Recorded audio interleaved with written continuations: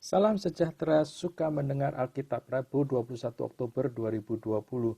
Beda fokus, 1 Timotius 6 ayat 10-11. Karena akar segala kejahatan ialah cinta uang, sebab oleh memburu uanglah beberapa orang telah menyimpang dari iman dan menyiksa dirinya dengan berbagai-bagai duka. Tetapi engkau, hai manusia Allah, jauhilah semuanya itu, kejarlah keadilan, ibadah, kesetiaan, kasih, kesabaran, dan kelembutan. Dalam bacaan kita hari ini kita mengenal istilah manusia Allah, godly man. Sekalipun secara fisik terlihat sama, manusia Allah ini memang dibedakan dari manusia yang masih hidup dalam kedagingan.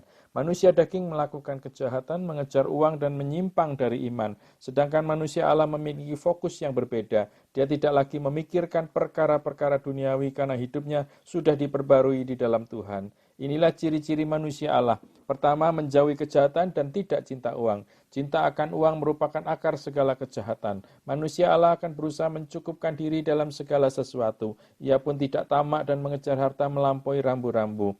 Kedua, mengejar keadilan. Melakukan hal yang adil sesuai hak dan kewajibannya baik di dalam keluarga, bisnis maupun pelayanan. Ketiga, dalam hal ibadah. Manusia Allah taat beribadah, menguduskan hari Sabat, dan mencari wajahnya selalu.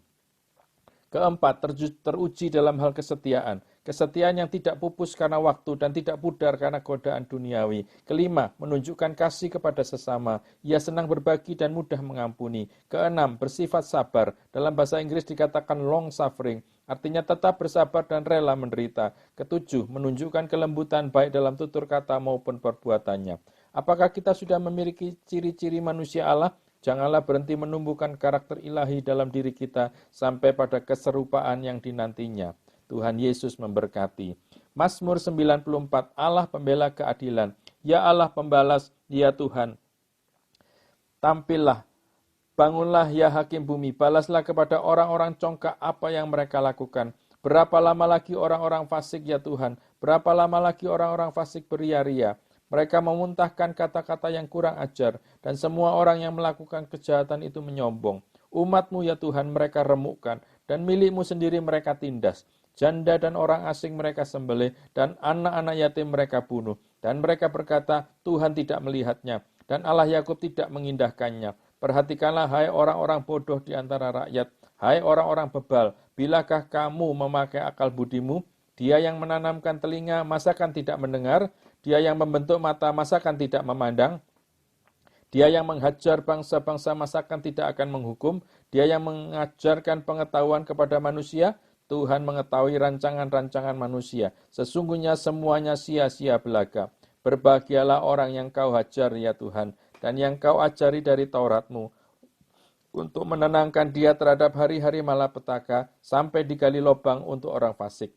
Sebab Tuhan tidak akan membuang umatnya, dan miliknya sendiri tidak akan ditinggalkannya. Sebab hukum akan kembali kepada keadilan, dan akan diikuti oleh semua orang yang tulus hati. Siapakah yang bangkit bagiku melawan orang-orang jahat? Siapakah yang tampil bagiku melawan orang-orang yang melakukan kejahatan? Jika bukan Tuhan yang menolong aku, nyaris aku diam di tempat sunyi. Ketika aku berpikir kakiku goyang, maka kasih setiamu ya Tuhan menyokong aku. Apabila bertambah banyak pikiran dalam batinku, penghiburanmu menyenangkan jiwaku. Masakan bersekutu dengan engkau tahta kebusukan, yang merancangkan bencana berdasarkan ketetapan? Mereka bersekongkol melawan jiwa orang benar, dan menyatakan fasik darah orang yang tidak bersalah. Tetapi Tuhan adalah kota bentengku, dan Allahku adalah gunung batu perlindunganku. Ia akan membalas kepada mereka perbuatan jahat mereka, dan karena kejahatan mereka ia akan membinasakan mereka. Tuhan Allah kita akan membinasakan mereka. Yeremia 22-23. Beginilah firman Tuhan, pergilah ke istana Raja Yehuda, dan sampaikanlah di sana firman ini. Katakanlah, dengarlah firman Tuhan, hai Raja Yehuda yang duduk di atas tahta Daud. Engkau pegawai-pegawaimu dan rakyatmu yang masuk melalui pintu-pintu gerbang ini. Beginilah firman Tuhan, lakukanlah keadilan dan kebenaran dan lepaskanlah dari tangan pemerasnya orang yang dirampas haknya. Janganlah engkau menindas dan janganlah engkau memperlakukan orang asing, yatim dan janda dengan keras. Dan janganlah engkau menumpahkan darah orang yang tak bersalah di tempat ini. Sebab jika kamu sungguh-sungguh melakukan semuanya itu, maka melalui pintu-pintu gerbang istana ini akan berarak masuk raja-raja yang akan duduk di atas tahta Daud dengan mengendarai kereta dan kuda. Mereka itu pegawai-pegawainya dan rakyatnya. Tetapi jika kamu tidak mendengarkan perkataan-perkataan ini, maka aku sudah bersumpah demi diriku, demikianlah firman Tuhan, bahwa istana ini akan menjadi reruntuhan. Sebab beginilah firman Tuhan mengenai keluarga Raja Yehuda. Engkau seperti Gilead bagiku, seperti puncak gunung Libanon. Namun pastilah aku akan membuat engkau menjadi padang gurun, menjadi kota yang tidak didiami orang. Aku akan menetapkan pemusnah-pemusnah terhadap engkau, masing-masing dengan senjatanya. Mereka akan menebang pohon aras pilihanmu dan mencampakkannya ke dalam api. Dan apabila banyak bangsa melewati kota ini, maka mereka akan berkata seorang kepada yang lain, mengapakah Tuhan melakukan seperti itu kepada kota yang besar ini?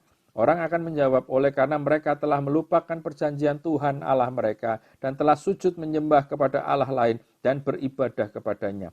Nubuat melawan Raja Salum. Janganlah kamu menangisi orang mati dan janganlah turut berduka cita karena dia.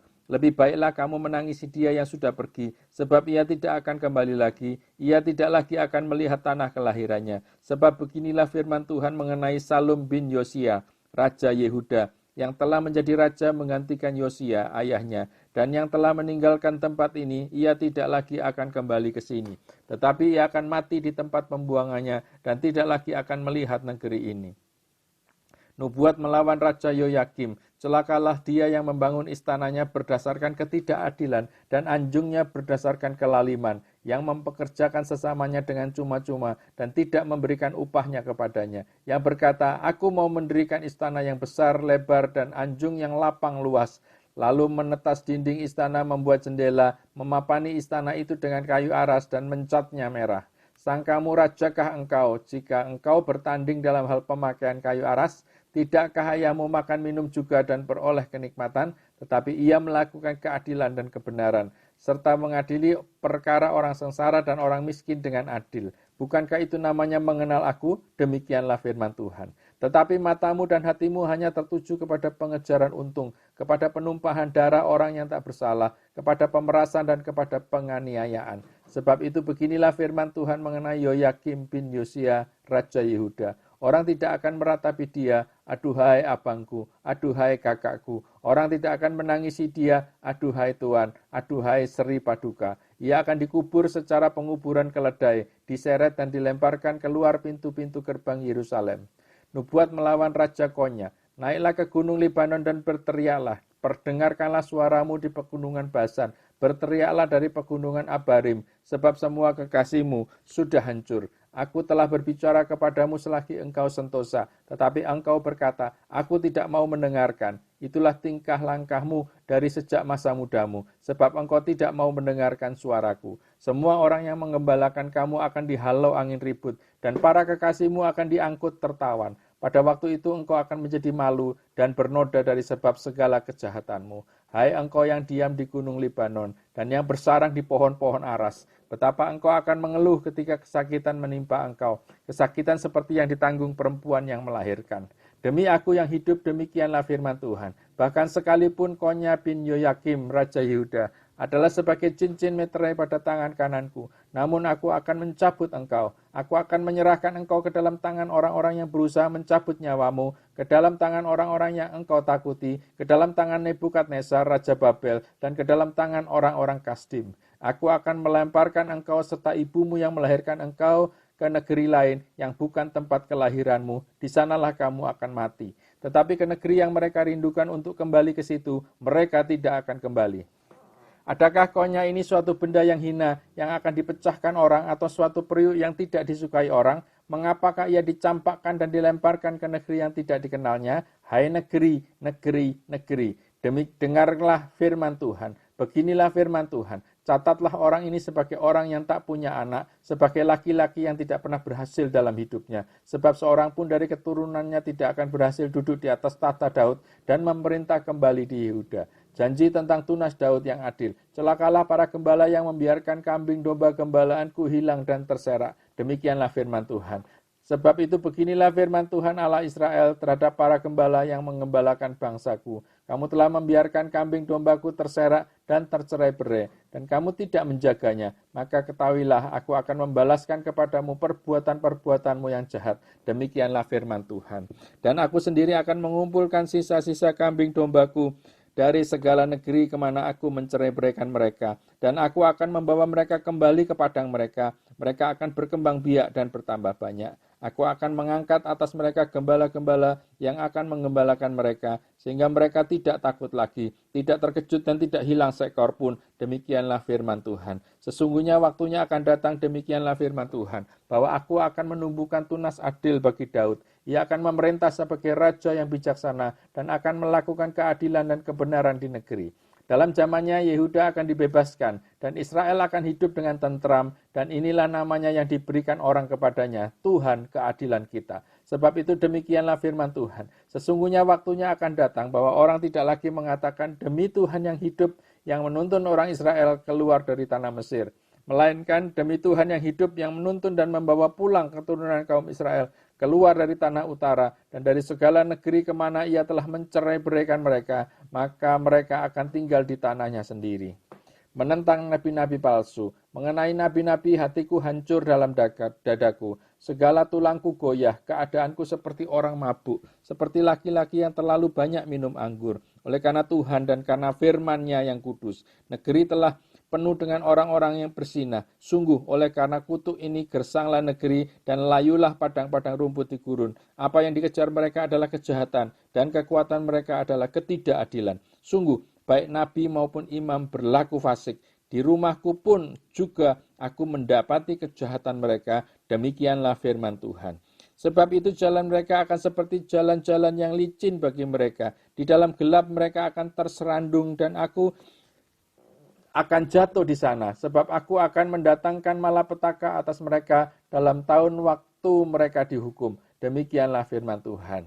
Di kalangan para nabi Samaria aku melihat ada yang kurang pantas. Mereka bernubuat demi Baal dan menyesatkan umatku Israel. Tetapi di kalangan para nabi Yerusalem aku melihat ada yang mengerikan. Mereka bersinah dan berkelakuan tidak jujur. Mereka menguatkan hati orang-orang yang berbuat jahat, sehingga tidak ada seorang pun yang bertobat dari kejahatannya. Semuanya mereka telah menjadi Sodom bagiku dan penduduknya seperti Gomora. Sebab itu beginilah firman Tuhan semesta alam mengenai para nabi itu. Sesungguhnya aku akan memberi mereka makan ibuh dan minum racun. Sebab dari para nabi Yerusalem telah meluas kefasikan ke seluruh negeri. Beginilah firman Tuhan semesta alam. Janganlah dengarkan perkataan para nabi yang bernubuat kepada kamu. Mereka hanya memberi harapan yang sia-sia kepadamu dan hanya mengungkapkan penglihatan rekaan hatinya sendiri, bukan apa yang datang dari mulut Tuhan. Mereka selalu berkata kepada orang-orang yang menista firman Tuhan, kamu akan selamat. Dan kepada setiap orang yang mengikuti kedegilan hatinya mereka berkata, malapetaka tidak akan menimpa kamu. Sebab siapakah yang hadir dalam dewan musyawarah Tuhan, sehingga ia memperhatikan dan mendengar firman-Nya? Siapakah yang memperhatikan firman-Nya dan mendengarnya? Lihatlah, angin badai Tuhan, yakni kehangatan murka, telah keluar menyambar. Angin puting beliung dan turun menimpa kepala orang-orang fasik. Murka Tuhan tidak akan surut sampai ia telah melaksanakan dan mewujudkan apa yang dirancangnya dalam hatinya. Pada hari-hari yang terakhir kamu akan benar-benar mengerti hal itu. Aku tidak mengutus para nabi itu, namun mereka giat. Aku tidak berfirman kepada mereka, namun mereka bernubuat. Sekiranya mereka hadir dalam dewan musyawarahku, niscayalah mereka akan mengabarkan firmanku kepada umatku, membawa mereka kembali dari tingkah langkahnya yang jahat dan dari perbuatan-perbuatannya yang jahat. Masakan aku ini hanya Allah yang dari dekat, demikianlah firman Tuhan, dan bukan Allah yang dari jauh juga. Sekiranya ada seseorang menyembunyikan diri dalam tempat persembunyian, masakan aku tidak melihat dia? Demikianlah firman Tuhan. Tidakkah aku memenuhi langit dan bumi? Demikianlah firman Tuhan. Aku telah mendengar apa yang dikatakan oleh para nabi yang bernubuat palsu demi namaku dengan mengatakan, aku telah bermimpi, aku telah bermimpi. Sampai bila mana hal itu ada dalam hati para nabi yang bernubuat palsu dan yang menubuatkan tipu rekaan hatinya sendiri, yang merancang membuat umatku melupakan namaku dengan mimpi-mimpinya yang mereka ceritakan seorang kepada seorang, sama seperti nenek moyang mereka melupakan namaku oleh karena Baal. Nabi yang beroleh mimpi, biarlah menceritakan mimpinya itu. Dan nabi yang beroleh firmanku, biarlah menceritakan firmanku itu dengan benar. Apakah sangkut paut jerami dengan gandum? Demikianlah firman Tuhan.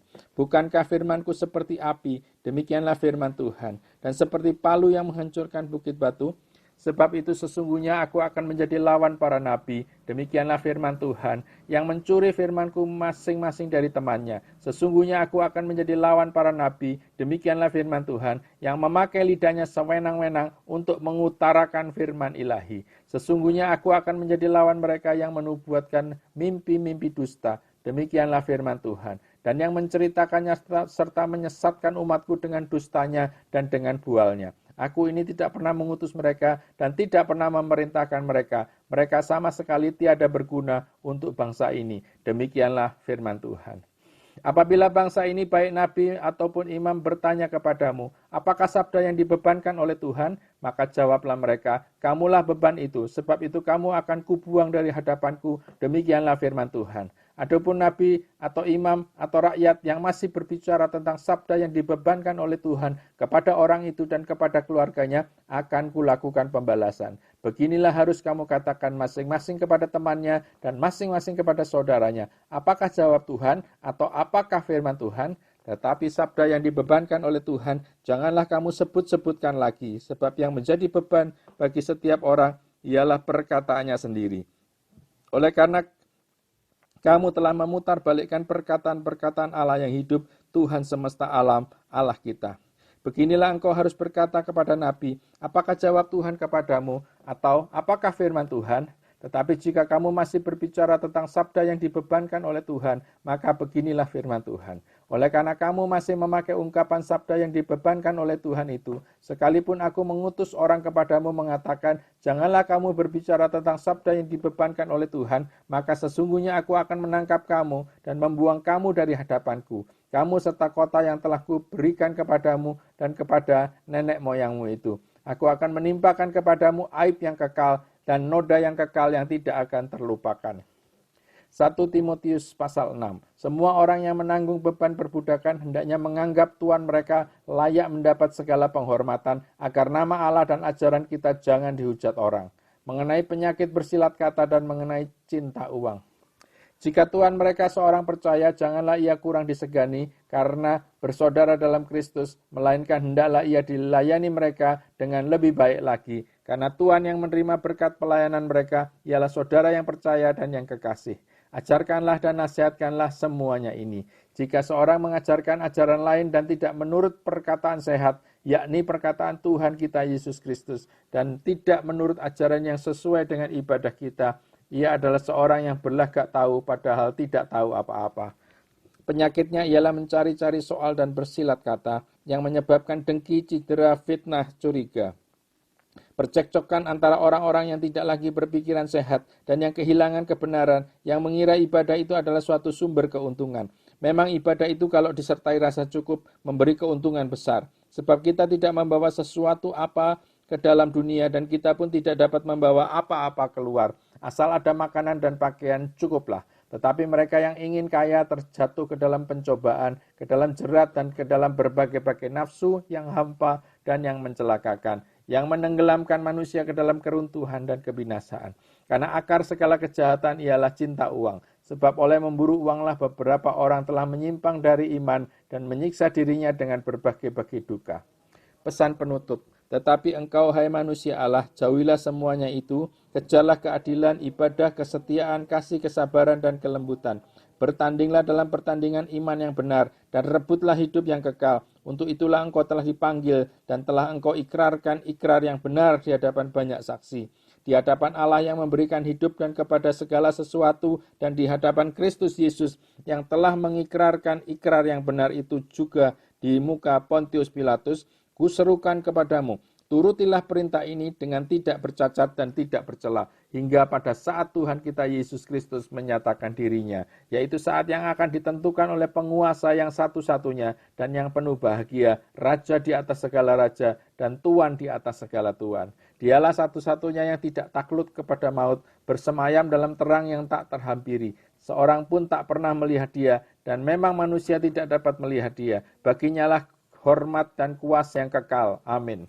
Peringatkanlah kepada orang-orang kaya di dunia ini, agar mereka jangan tinggi hati dan jangan berharap pada sesuatu yang tak tentu seperti kekayaan, melainkan pada Allah yang dalam kekayaannya memberikan kepada kita segala sesuatu untuk dinikmati. Peringatkanlah agar mereka itu berbuat baik, menjadi kaya dalam kebajikan, suka memberi dan membagi, dan dengan demikian mengumpulkan suatu harta sebagai dasar yang baik bagi dirinya di waktu yang akan datang untuk mencapai hidup yang sebenarnya. Hai Timotius, peliharalah apa yang telah dipercayakan kepadamu, hindarilah omongan yang kosong dan yang tidak suci, dan pertentangan-pertentangan yang berasal dari apa yang disebut pengetahuan. Karena ada beberapa orang yang mengajarkannya dan dengan demikian telah menyimpang dari iman. Kasih karunia menyertai kamu. Amsal pasal 8 ayat 1-9. Wejangan hikmat. Bukankah hikmat berseru-seru dan kepandaian memperdengarkan suaranya di atas tempat-tempat yang tinggi di tepi jalan, di persimpangan jalan-jalan, di sanalah ia berdiri. Di samping pintu-pintu gerbang, di depan kota pada jalan masuk, ia berseru dengan nyaring, hai para pria, kepadamulah aku berseru, kepada anak-anak manusia kutujukan suaraku. Hai orang yang tak berpengalaman, tuntutlah kecerdasan. Hai orang bebal, mengertilah dalam hatimu. Dengarlah, karena aku akan mengatakan perkara-perkara yang dalam dan akan membuka bibirku tentang perkara-perkara yang tepat. Karena lidahku mengatakan kebenaran dan kefasikan adalah kekejian bagi bibirku. Segala perkataan mulutku adalah adil, tidak ada yang belat-belit atau serong. Semuanya itu jelas bagi yang cerdas, lurus bagi yang berpengetahuan. Tuhan Yesus memberkati.